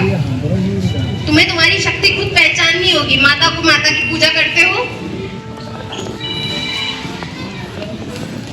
माँ ने क्या किया था, जब सारे देवता हार मान चुके थे असुरों के सामने, तब वो सबसे लास्ट में माँ के पास जाते थे कि अब नहीं हो पा रहा है, आपको आना पड़ेगा। और फिर आके उन्होंने राक्षसों का वध किया। तो अपनी शक्तियों को पहचानो, अपनी शक्तियां भूलो मत। लोग मुझे बोलते हैं कि मतलब मेरे बच्चों को, या जो मेरी बेटियां हैं वो, या फिर ऐसे जनरली कि बेटी है इसको बेटे की तरह बनाओ, बेटे की तरह स्ट्रांग। तुम लोगों को क्या पता कि एक लड़की क्या क्या सह सकती है। ये वैलिडेशन दिया किसने कि तुम्हें बेटा ही बनना पड़ेगा, बेटे जैसा ही बनना पड़ेगा, तभी तुम स्ट्रांग हो। ये बहुत गलत कॉन्सेप्ट है। बेटे जैसे बनने की जरूरत नहीं है, तुम बेटी हो और बहुत शक्तिशाली हो।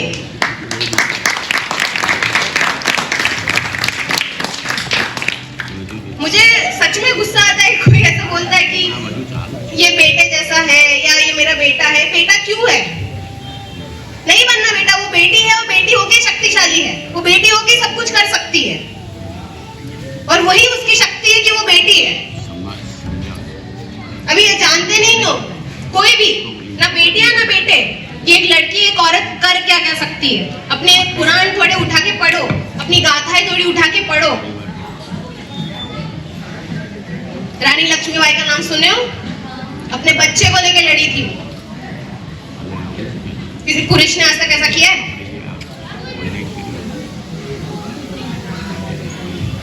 अब आप लोग जो कॉलेज स्कूल ऐसे जाते हो, तो जनरली रास्ते में बहुत सारे लोग ऐसे मिलते हैं जो परेशान करते हैं अलग अलग तरीके से। तो हम बेसिक से कुछ ऐसी चीजें सीखेंगे जो एकदम नॉर्मल है। मतलब तुम्हें से एडवांस से कोई मार्शल आर्टिस्ट हो, तू ही कर सकता है ये सब चीजें, ऐसा नहीं है। आप एक नॉर्मल वेपन्स के जैसे, आपका फोन है, आपके पास पेन है, गाड़ी की चाबी है, उस सब से आप अपनी प्रोटेक्शन, अपनी सेल्फ डिफेंस कैसे कर सकते हो। और एक और बात, अपने सेल्फ डिफेंस में अगर आप किसी की जान भी ले लेते हो, उसको जान से मार भी देते हो, तो भी वो तुम पे कोई क्राइम नहीं बनेगा। अपने सेल्फ डिफेंस में किसी को मार देना कोई क्राइम नहीं है। तो अगर उसने कोशिश भी की है। सबसे बड़ी चीज है आपकी, सबसे बड़ा गहना है आपके इज्जत पे हाथ डालने का, तो वो जीने का हकदार नहीं है।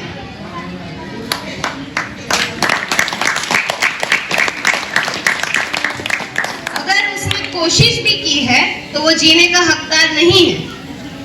मैं कुछ ऐसे पॉइंट्स बताऊंगी कि आप सीधा ही उसको स्वर्गवास पहुंचा करवा सकते हो। ठीक है, चलो आ जाओ। ऐसे मेरी आवाज आ रही है? अगर सबसे पहला सिचुएशन क्या होता है जब हम कोई भी ऐसे केस में फंसते हैं, तो सबसे पहले हमारा हाथ पकड़ा जाता है, राइट? अब अगर किसी ने इस तरीके से हमारा हाथ पकड़ा है तो हम किस किस तरीके से अपने आप को छुड़वा सकते हैं, ये देखो। सामने वाले ने दोनों हाथ से हाथ पकड़ा है, तो सबसे पहली बात, अगर हम ऐसे खींचेंगे तो क्या हाथ छूटेगा हमारा? कितना भी कोशिश कर लो, अगर सामने वाला तुमसे थोड़ा ताकतवर निकला तो और बिल्कुल भी नहीं छूटेगा। क्योंकि ये हमारी कलाई जो है ये पतली है और ये मुट्ठी हमारी इसके कंपैरेटिव में बड़ी है। तो उससे क्या होगा, जब हम ऐसे खींचेंगे तो उसको ग्रिप बनेगी। हम ऐसे खींचेंगे तो उसकी ग्रिप बनेगी, टाइट होगी और हम और फंसेंगे। तो हमारा जैसे आप हाथ पकड़ा गया है, तो जो सामने वाले का हाथ है उसके नीचे कितने फिंगर्स हैं? 4 है, 8 है, 8 फिंगर्स है। ऊपर कितने हैं? 2। अब क्वांटिटी किधर ज्यादा है, ऊपर या नीचे? ज्यादा किधर है बोला? नीचे। ठीक है, तो छुड़ाना कहाँ से इजी है? ऊपर से। तो हमें क्या करना है, हमें सामने वाले को छूना नहीं है, हमें सामने वाले को कुछ नहीं करना है। हमें क्या करना है, इसके हाथ के बीच में से अपना खुद का हाथ पकड़ना है। खुद का हाथ पकड़ के थोड़ा सा नीचे प्रेस करो और खींच दो। आप अपने आप छूट जाओ, ना आपको कुछ मेहनत की जरूरत है ना कुछ। फिर सामने वाला कितना भी ताकतवर हो, कोई भी हो, जिम जाता हो, कुछ भी करता हो, लेकिन अगर सही टेक्निक से करोगे तो खुद का हाथ पकड़ के नीचे प्रेस करके खींचोगे, छूट जाओ। पकड़ो। और अगर इसमें आप अटैक कर सकते हो, अटैक आप किस किस तरीके से कर सकते हो? एक तो पैरों के बीच में आप किक कर सकते हो, या आपके पास पॉकेट में फोन होगा ही, पॉकेट से फोन निकाल के ये वाला जो पार्ट है जहाँ से अपनी सारी फिंगर्स की जो बोन्स होती है वो बाइफरकेट होती है यहाँ से, तो यहाँ पे एक नेट टाइप का नेट बनता है यहाँ, राइट? ये वाली जगह बहुत वीक है, भले ही फील होती है हार्ड है, लेकिन ये वीक है। क्या किया, हमारा फोन निकाला, हमारे पास गाड़ी की चाबी है, घर की चाबी है, हमारे पास पेन है, या फिर एक पेन वाली नाइफ आती है, वो मेरे गुरुकुल में मिलती है, वो अगर ऐसा उस फोटो में आपको देखूंगी, आप दिखा दीजिएगा। वो इनमें से कोई भी एक चीज़ है, ये निकाला और सिर्फ यहाँ पे हिट करना है। क्या करना है, निकाला और सिर्फ यहाँ पे हिट करना है, अपने हाथ से सिर्फ इस पे मार के देखो, पता चलेगा। दर्द हो रहा है? बस पकड़ा है, ये निकाला, यहाँ पे हिट किया। एक दूसरा तरीका ये हुआ, तीसरा तरीका मैंने किक का बताया। अब मैं आपको पहले फेस के सारे वीक पॉइंट्स, बॉडी के बेसिकली बहुत सारे होते हैं, लेकिन मैं फेस के वीक पॉइंट्स बताती हूँ जो तुम्हें सेल्फ डिफेंस में काम आए। सबसे पहले तो आपकी ये वाली जगह, गर्दन के नीचे यहाँ पे खड्डे जैसा होगा, यहाँ पे एग्जैक्ट यहाँ पे ना कोई बोन है, ना कोई कार्टिलेज है, ना मसल, ज़्यादा कुछ है। ठीक है, ऐसे दबाने पे यही होता है। थोड़ा सा दबा के देखो, फील हो रहा है? ये जगह ऐसी है हमारी बॉडी की, बायोलॉजिकली ऐसी है कि अगर यहाँ पे सिर्फ एक पेन या चाकू से सिर्फ ऐसे एक होल भी कर दो ना, आपकी बॉडी का सारा ब्लड बाहर आ जाएगा।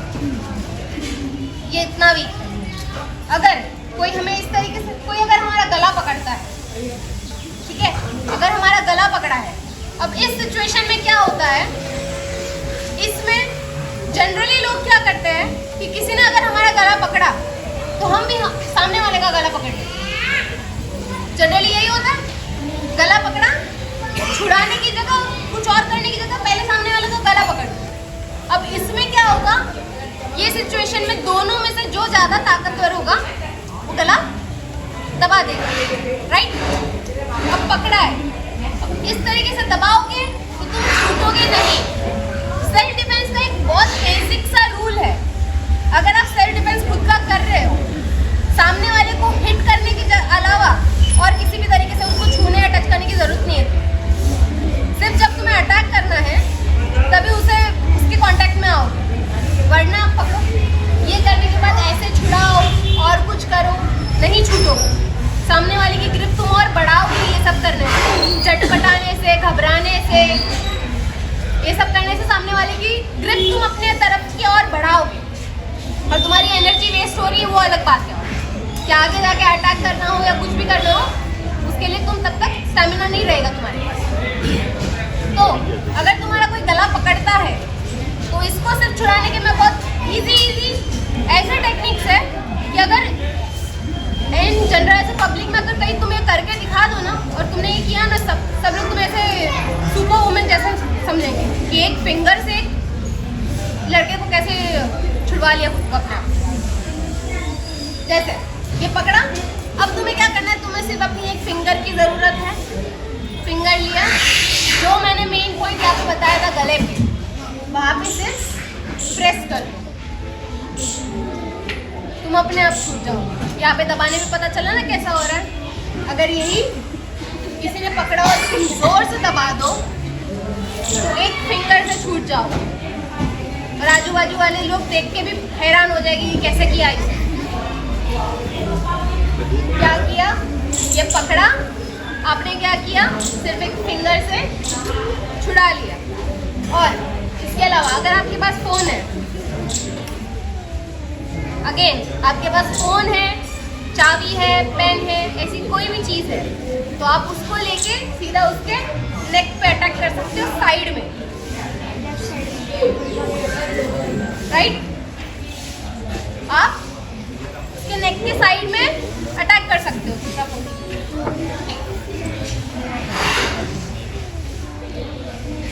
आप उसके पेन है, चाकू है या कुछ भी है, तो आप उसके नेक के साइड में अटैक करोगे तो भी आप बच सकते हो।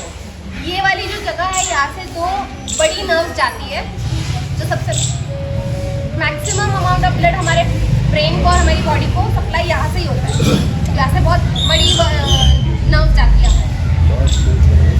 अगर हम यहाँ पे भी अटैक करें तो उसका पूरा ब्लड फ्लो रुक सकता है, अगर आप व्यवस्थित पावर से अटैक कर दो, ठीक है। अब ये मैं इस पेन की बात कर रही थी, ये दिखने में पेन है, दिखने में नहीं है, एक्चुअली पेन है, चलती है, आप यूज़ भी कर सकते हो। लेकिन ऐसी कोई सिचुएशन आती है तो ये शस्त्र भी बन जाता है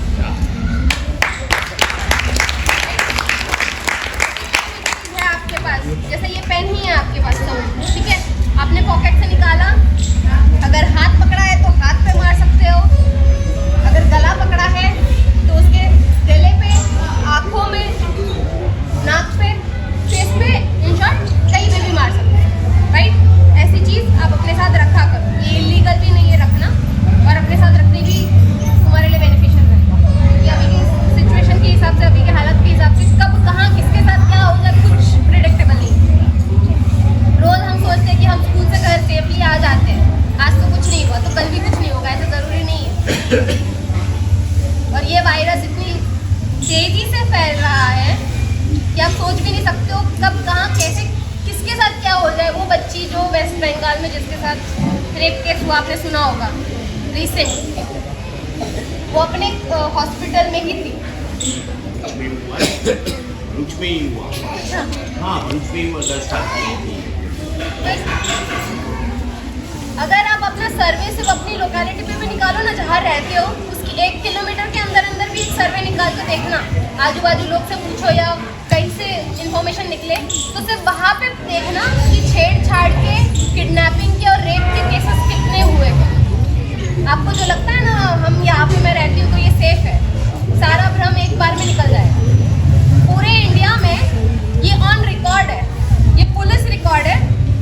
जो अनरिकॉर्डेड है वो तो अलग ही, ऑन रिकॉर्ड है कि हर एक घंटे में 88 बेटियां किडनैप होती हैं। हर 15 मिनट में एक बेटी का रेप होता है। अभी हम यहाँ बात करें तो यहाँ भारत में कहीं ना कहीं किसी का रेप हो रहा होगा।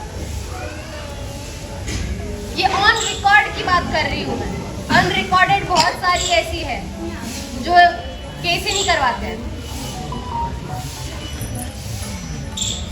मेरा तो ये मानना है कि अगर तुम्हारी इज्जत पे कोई हाथ डाल चुका है, अनहोनी हो गई है, तुम ऑलरेडी मर चुके हो, तो सामने वाले को मार के ही क्यों ना मरो? सामने वाले को मार के ही क्यों ना मरो? जो हो चुका है वो हो गया है, लेकिन अब उसका प्रतिशोध लेने के लिए उसको तो एटलीस्ट मार सकते हो ना। एक बेटी जब किसी का रेप होता है, उसका एक बार रेप नहीं होता है। अगर वो जिंदा वापस आ जाए ना, उसके लिए सबसे बड़ा श्राप हो जाएगा उसकी जिंदगी का, कि वो जिंदा बच गई रेप के बाद। क्यों? पहले पुलिस वाले उसका रेप करेंगे, पूछताछ करेंगे, बार बार पूछेंगे क्या हुआ, कैसे हुआ, क्यों हुआ, कौन था। हॉस्पिटल में रेप होगा, वहाँ पे भी वो इन्वेस्टिगेशन होगी, कैसे हुआ, किसने किया, कितने लोग, बहुत सारी चीज़ें होती है। फिर रिलेटिव्स है, आजू बाजू वाले लोग हैं, जो देखने आएगा, सांत्वना देने आएगा, वो ऐसा हुआ, बुरा हुआ। उस बेटी का जीने का मतलब ही नहीं रहा इस दुनिया में। उस बेटी का इस दुनिया में जीने का मतलब ही नहीं रहा। तो अब हो ही गया है तो एटलीस्ट उसको मार तो दो।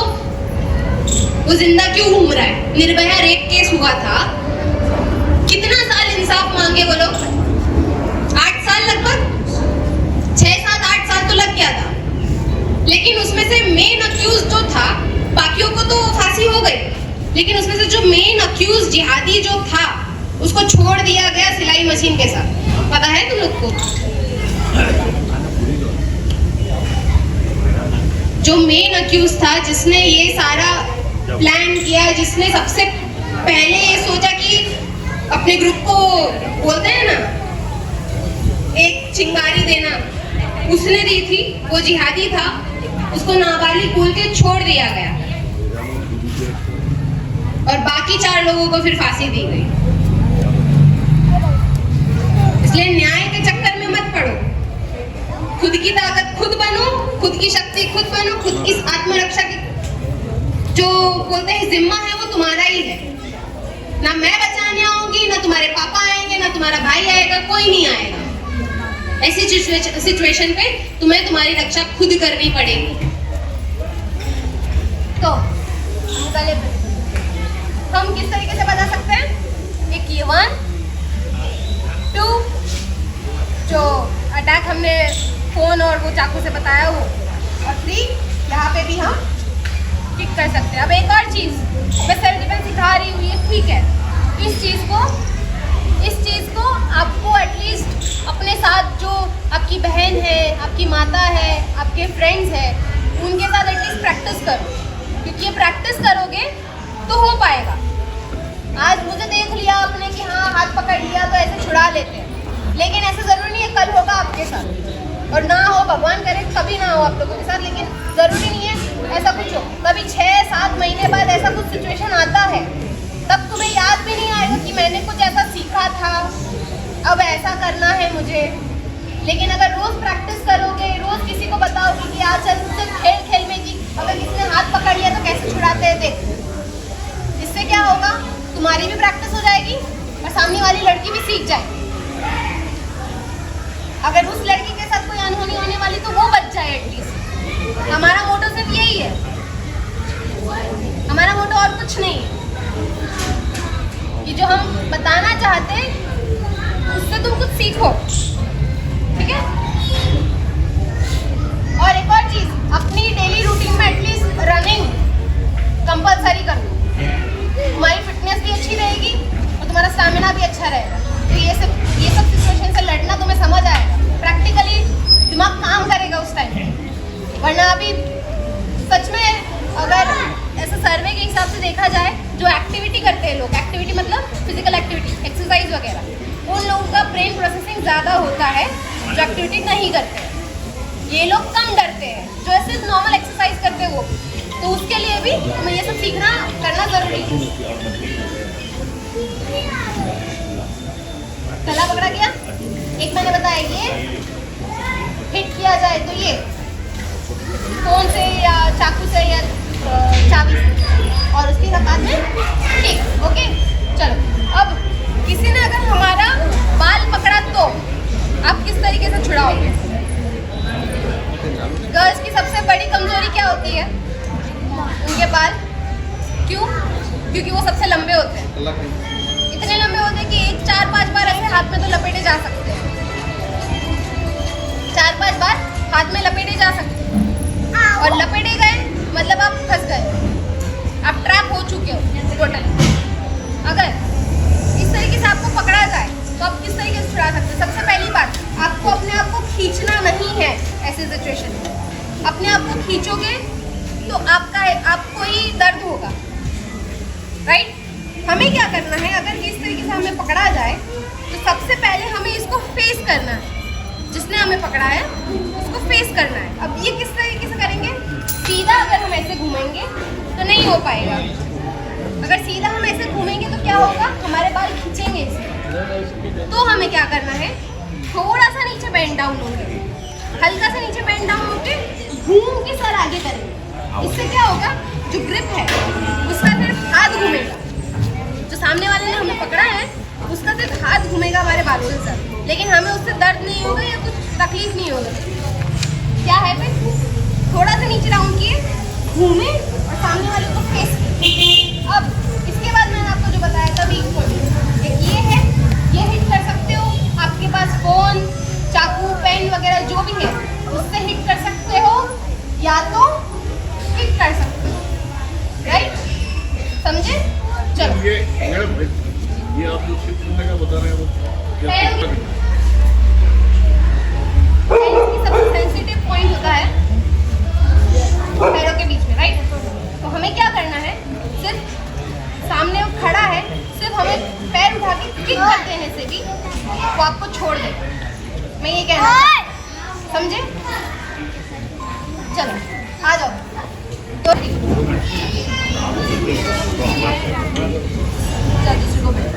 एक मिनट, वापस। वो एक जना चलो, तू पकड़ इसका हाथ। चलो साइड जाओ। अब ये हाथ पकड़ा गया है, अब कैसे छुड़ाओगे? Very good.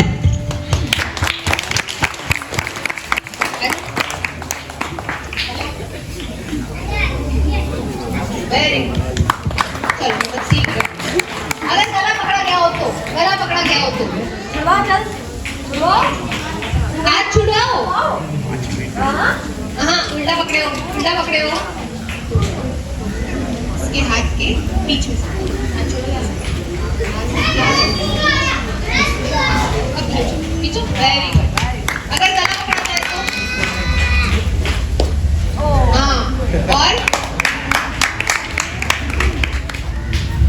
और कोई? हेलो, अगर गला पकड़ा जाए तो वेरी गुड। आने लगा बस यही तो चाहिए। अब 2-3 चीजें और बताऊंगी, फिर वाणी को विराम देंगे। अगर हमें कोई पीछे से पकड़ ले तो, इस तरीके से पकड़ ले तो, चलो पहले मैं, अगर ऐसा पकड़ ले तो, ये सिचुएशन में क्या है? इसने हमें सिर्फ पीछे से पकड़ा हुआ है, लेकिन हमारा हाथ खुला है। हम अटैक करने के काबिल है, हम अटैक कर सकते हैं, राइट? अब यहाँ पे सबसे पहली चीज, इसने अपना हाथ सामने दे दिया है, तो हम अपने हाथ से मार सकते हैं या फोन, चाकू जो भी है उससे अटैक कर सकते हैं, ठीक है? अटैक करने पे अपने आप छूट जाएगा, राइट? लेकिन कस के थोड़ा जोर से अटैक करना, अगर ऐसा सिचुएशन आए तो। यहाँ पे प्यार से नहीं, जोर से मारोगे तो छूट जाएगा। और आपके पास अगर ऐसा कड़ा रहता है तो ये कड़ा निकाल के इससे भी मार सकते हैं, इसको भी यूज कर सकते हैं, ठीक है? अब तो इसके अलावा ये देखो, हमारे जो फिंगर्स की हमारे जो हैंड है, हाथ है, उसकी जो सबसे छोटी वाली फिंगर है, उसके जो सबसे छोटी वाली फिंगर है, हमें क्या करना है, हिलते डुलते, मतलब उसको पता नहीं चलना चाहिए, और उसकी जो छोटी वाली फिंगर है अपने हाथ में आ जानी चाहिए। अपने हाथ में आने पे वो अपने आप उल्टी कर दोगे ना, ऐसे अपने आप छूट जाएगा। हमारा ऐसी सिचुएशन में सबसे पहला टारगेट ये हो कि हम अपने आप को छुड़ा के वहां से भाग सकें। हम अपने आप को सबसे पहले छुड़ा के वहां से भाग सकें। अटैक कर सकते हो तो अटैक करो, वो बात अलग है, लेकिन सबसे पहला काम हमारा वहां से खुद को छुड़वा के भागना है, क्योंकि वहां पे सिचुएशन कैसी बनी है, क्या है, और लोग है नहीं है इसके साथ, क्या है कुछ नहीं पता। सबसे पहला टारगेट हमारा खुद को सेव करो और वहां से भागो, राइट। तो ऐसे पकड़ा जाए तो एक हमारा ये अटैक है, दूसरा छोटी वाली फिंगर पकड़ के खींच दे। मैं वापस बुलाऊंगी, ठीक है। अब तुमने बोला कि इस तरीके से पकड़ा तो हाथ खुला, इसलिए हमने छुड़वा लिया। लेकिन अगर इस तरीके से पकड़ा गया हो तो यहाँ पे तो हमारे हाथ पैक है, खुद को नहीं छुड़ा पाओगे, पाओगे नहीं पाओगे। देखो, अगर इस तरीके से हमें पकड़ा गया, हमारे दोनों हाथ लॉक है, तो हमें क्या करना है, एटलीस्ट एक कुछ भी बोलो तो अपना वजन 45-50 kg को हो ही जाएगा, राइट। अब किसी के साथ कोई अपने 45-50 kg को पकड़ा हुआ है अपने को, अगर हम ऐसे लटक जाए तो सामने वाला भी अपने साथ नीचे झुक जाएगा, ठीक है। तो हम नीचे झुक के हमें क्या करना है, सामने वाले का जो पैर है वो पकड़ लेना है, समझे। सामने वाले का पैर ये है, सामने वाले का झुक के पैर पकड़ के सिर्फ खींच दो, इतना तो कर सकते हो। खुद का वजन पूरा छोड़ देना, पकड़ा है, खुद का वजन पूरा छोड़ दो आगे की तरफ, तो अपने आप नीचे पहुंच जाओगे। तुम्हें जोर जबरदस्ती या कुछ भी करने की जरूरत नहीं है, खुद का वजन पूरा छोड़ दो और सिर्फ सामने वाले का पैर पकड़ के वापस खड़े हो जाना, वो गिर जाएगा, छूट जाओगे, समझ आया। और एक जनरल एक लास्ट केस है ये, हम लोग जैसे मार्केट वगैरह में जाते हैं, स्कूल कॉलेज जाते हैं या मेले वगैरह में जाते हैं, तो जनरली क्या होता है, कोई सामने से आएगा इस तरीके से छू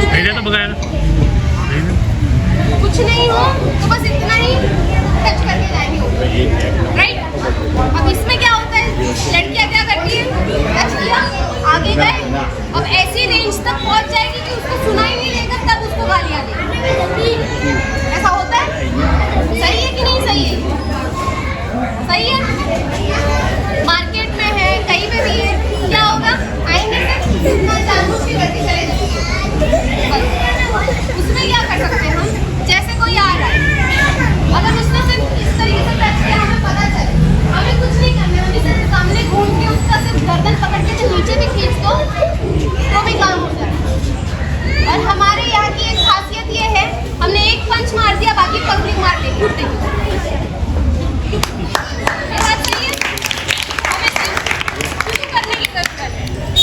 हमें सिर्फ एक झापट की जरूरत है, एक ही मारने की जरूरत है। हमने क्या किया, हमने घुमा के सिर्फ इसको नीचे गिराया, आजू बाजू वाले लोग देखेंगे, कोई पूछेगा क्या हुआ, हमने बोला ये छेड़ा, वो अपने आप मार देगा, वो नहीं देखेगा कौन है, क्या है, क्यों। कुछ लोग तो पूछते भी नहीं तो भी मारते। सही है ये, तुम्हें सिर्फ चिंगारी लगाने की जरूरत है। आगे गए, टच हुआ, पता चला, घूमे, गर्दन पकड़ी, खींच दी, समझे। अब ये सब जो सिचुएशंस मैंने बताई, ये सब मैंने जो जनरल चीज़ें बताई, ये बहुत इजी है, तुम ये कर सकते हो। लेकिन क्या, कैसे, अगर रोज प्रैक्टिस करो तो। अपने स्कूल में जाते हो, कॉलेज में जाते हो, सोसाइटी में रहते हो, तुम्हारी फ्रेंड्स होगी, बहनें होगी, राइट, तो उनको एटलीस्ट ये सिखाने के चक्कर में तुम लोग ये प्रैक्टिस कर सकते हो। उनको सिखाने से क्या होगा, उनको भी, वो भी सीख जाएंगे, क्योंकि वो यहाँ पे आके अटेंड नहीं कर पाए, तो वो भी सीख जाएंगे और तुम्हारी प्रैक्टिस भी हो जाएगी। एक क्लिक तो दो निशान, राइट। उस लड़के ने इतना दूर पकड़ा हुआ था चाकू, और लड़की ऐसे खड़ी थी और रो रही।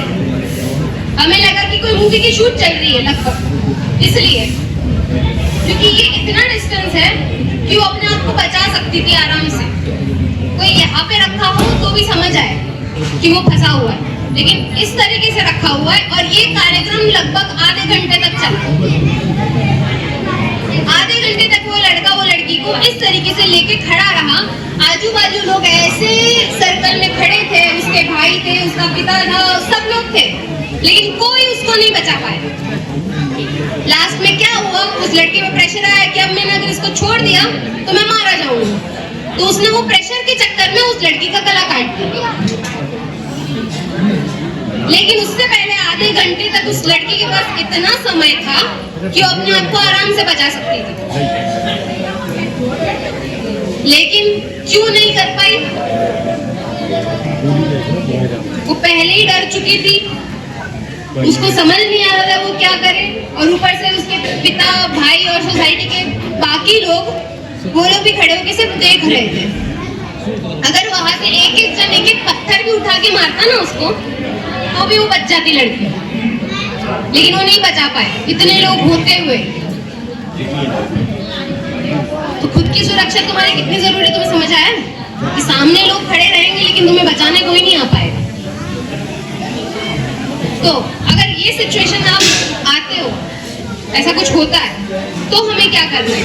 सबसे पहले तो अगर इसी जगह पे वो लड़की थी, उसका ये केस लेते हैं, अगर ऐसी थी वो, अगर वो सिर्फ ये पकड़ के उसका हाथ ये पकड़ के सिर्फ नीचे से लटक भी गई होती ना, तो भी वो बच गई। थोड़ी बहुत खरोचे आ जाती, लग जाता, बस इतना ही होता, जान तो बच जाती ना। अगर सिर्फ ऐसे पकड़ के वो लटक ही गई होती तो भी उसका बच जाती, जिंदा होती आज। ठीक है, तो अगर ये सिचुएशन आता है तो हम क्या करें? या तो ऐसे लटक सकते हो अपने आप बचाने के लिए, और इस तरीके से अगर कोई पकड़े तो आप क्या करोगे? ये डिस्टेंस जो है इतना है, राइट? अगर हमें क्या करना है, हमें अपना शोल्डर और सर इस तरीके से फंसाओ कि इसका हाथ फंस जाए और यहाँ पे हमें डिस्टेंस मिल जाए इसका हाथ पकड़ने के लिए। हम अगर ऐसे ही, ये जो स्टार्टिंग सिचुएशन है, इसमें ही अगर इसका हाथ ऐसे पकड़े तो पॉसिबल नहीं है, क्योंकि इसने तो ऐसे पकड़ा है, लेकिन ये ऐसा होता है, यहाँ पे तुम्हारा ही हाथ कट सकता है या कुछ और भी हो सकता है। ठीक है, तो हमें क्या करना है? सबसे हमें क्या करना है, हमारा सर और शोल्डर इस तरीके से उठा दो। इसमें क्या हुआ, इसमें इसका हाथ फंस गया। अगर ये इसमें खींचना भी चाहे तो हमारे गर्दन तक एटलीस्ट नहीं आएगा। वो भले ही ऐसा हो सकता है कि ये साइड से चला जाए चाकू, या कुछ हो जाए, गाल वाल में थोड़ी खरोच आ जाए, ऐसा ही कुछ हो सकता है। ठीक है, हमने अगर इस तरीके से पकड़ा, ठीक है, ये यहाँ से पकड़ा गया, उसके बाद यहाँ से तुम्हारे पास गैप मिला है उसका हाथ पकड़ने के लिए। उसका हाथ पकड़ा, यहाँ से पकड़ के उसको आप घुमा सकते हो। किस तरीके से? ये पकड़ा गया, यहाँ से पकड़ने के बाद आप इसके हाथ को इस तरीके से घुमा सकते हो। ये करने से उसका चाकू भी छूट जाएगा और आपके पास टाइम रहेगा यहाँ से भागने का। समझे? ये आए सिचुएशन में, डाउन, यहाँ से चाकू को ग्रिप लिया, हाथ का ग्रिप लिया, इसका हाथ छूट गया, छूट गए, यहाँ से आप फिर भाग सकते। પ્રથમ દિવસ છે, પ્રથમ રવિવાર છે, એટલે આપણે એક શુભ શરૂઆત કરી રહ્યા છીએ. ગુરુ મઠ એક સુરતથી નાના નાના આપણા જે સેલ્ફ ડિફેન્સના જે પોઈન્ટ છે તે બતાવ્યા, તેમનો આપણે હૃદયથી ખૂબ ખૂબ આભાર માનીએ છીએ. અને લોકોને અત્યારે ભૂખ લાગી હશે, તરસ લાગી હશે, થાક લાગ્યો હશે, કમર દુખતી હશે, પણ આ જે કંઈ પણ થઈ રહ્યું છે ને, એ તમારી તપશ્ચર્યા છે. સેના માટે, સનાતન ધર્મની રક્ષા માટે તમે આ કરી રહ્યા છો, એટલું સમજી લેજો. આ તમારો કદાચ જે લોકો ગયા એનો વાંધો નથી. હું પણ ભૂખ્યો છું, તમે પણ ભૂખ્યા છો. હું પણ તરસ્યો છું, તમે પણ તરસેલા છો. પણ આ સેના માટે, આપણે હિન્દુ ધર્મ, સનાતન સંસ્કૃતિ, સનાતન ધર્મની રક્ષા માટે આપણે કરી રહ્યા છીએ. એટલે જે પણ સમજો કે બલિદાન તો આપવું જ પડે, બલિદાન વગર કશું જ ના થાય. હવે વધારે વાત ન કરતા આપણી વચ્ચે બે વ્યક્તિઓ ઉપસ્થિત છે જે એક તલવાર ચલાવીને બતાવશે અને એક લાઠી. તો પદ્મા પટેલ પોતે તલવાર લઈને જ આવ્યા છે એમની હાઈટ પ્રમાણે. તો એ સરસ મજાનું આપણે કૌશલભાઈ મ્યુઝિક એમણે તરત કીધું મારે શ્લોક બોલવો છે. તો હંમેશા જ્ઞાન હોય ને તો તમે સરસ રીતે શસ્ત્ર પણ ચલાવી શકો, મગજ ઉપર બેલેન્સ હોય ને તો શસ્ત્ર ચલાવી શકો. નકર શું થાય, બાજુવાળાને ટોકી એટલે પોલીસ કે સીધા અંદર. બરાબર? તો પહેલા એ શ્લોક બોલશે પછી શરૂઆત કરશે. कशासाठी आणि जगावे कसे मी विचारू स्वतःला असा प्रश्न नेहमी लढू पांग फेडा वया माय भूतचे आम्ही मार्ग चालू जिजाऊ सुताचे पुण्यशोक छत्रपती श्री शिवाजी महाराज की जय, धर्मवीर छत्रपती श्री संभाजी महाराज की जय, भारत माता की जय, हिंदू धर्म की जय.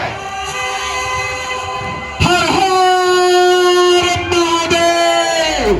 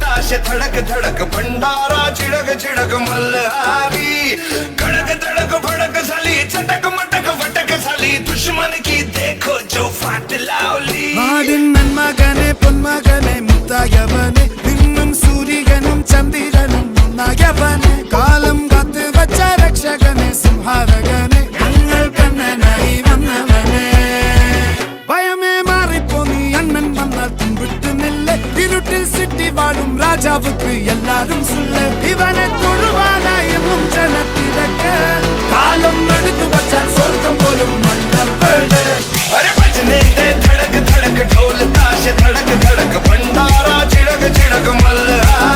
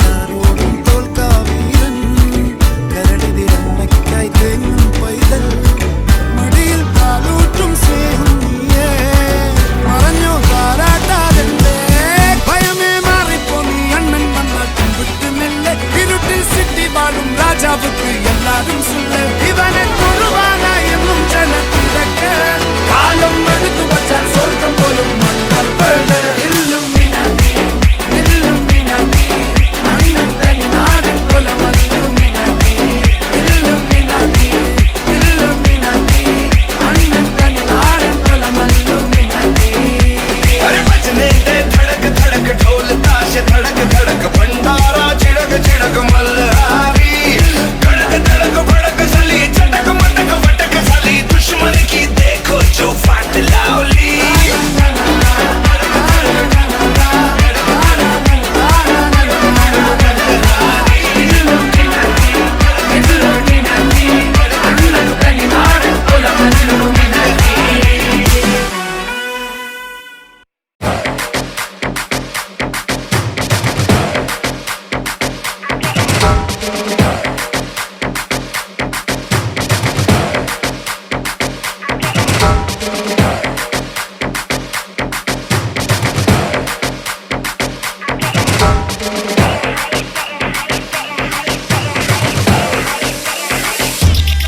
मृत्यु मत काम करना जो चंडाल का काल उसका क्या बिगाड़े भक्त जो महाकाल का अकाल मृत्यु मत काम करना जो चंडाल का काल उसका क्या बिगाड़े भक्त जो महाकाल का काल मृत्यु मत काम करना जो चंडाल का काल उसका क्या बिगाड़े भक्त जो महाकाल का अकाल मृत्यु मत काम करना जो चंडाल का काल उसका क्या बिगाड़े भक्त जो महाकाल का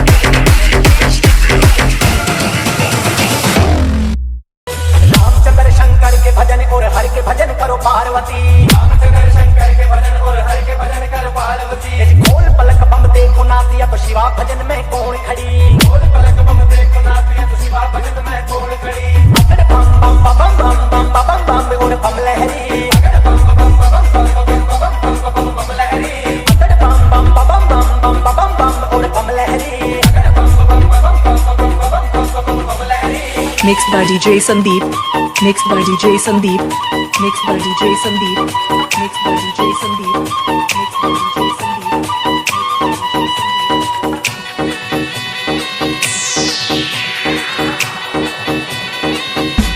कहने लगे भोले शंकर के येरी गान जा पार्वती अरे राजा की लड़की पार्वती बन छैल छबीले आवेंगे बराती कहानी को पूरा शक्ति तू तो राज करेगी दरबार करेगी पहला मैं बैठी हुक्म करे तन चंद्रमुखी वर चाहिए गवर जा चंद्रमुखी लड़का ढूंढो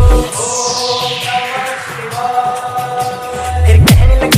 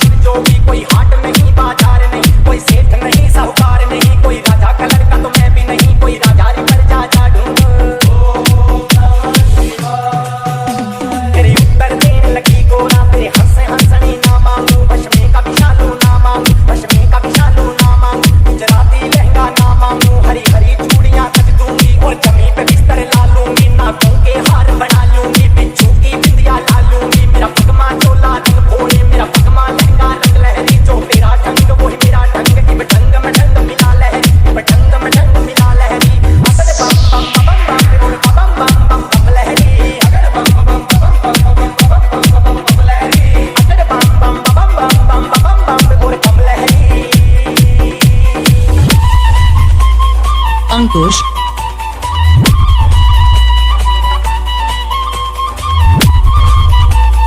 अंकित गुण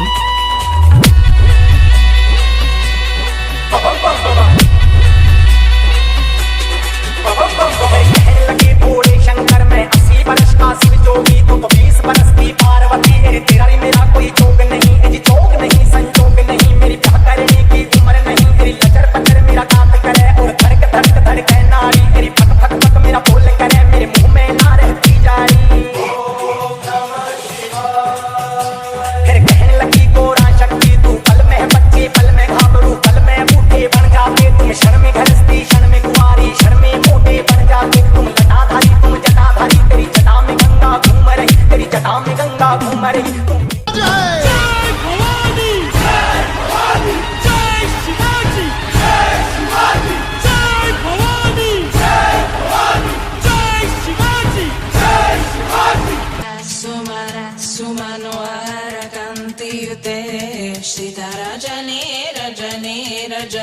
रजनी रजनी करवक्त्रवृते सोनायानावि भ्रमरा भ्रमरा भ्रमरा भ्रमरा भ्रमराधिपते जय जय महिषासुरमर्दिनि रम्यकपर्दिनि शय्यसुते।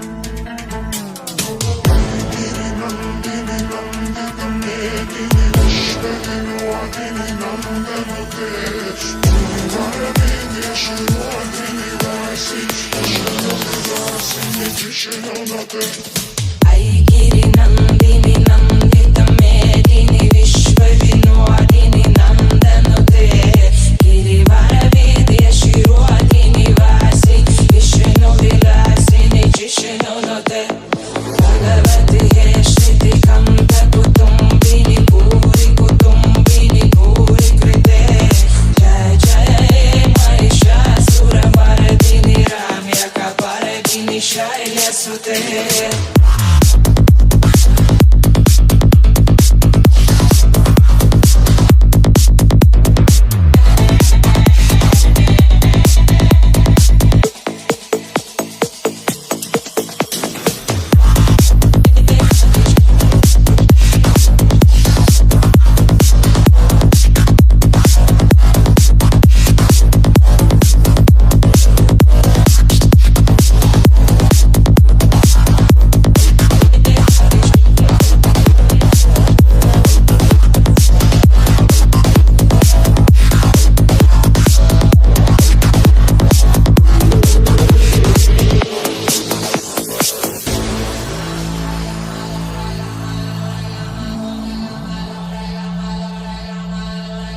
Thank you.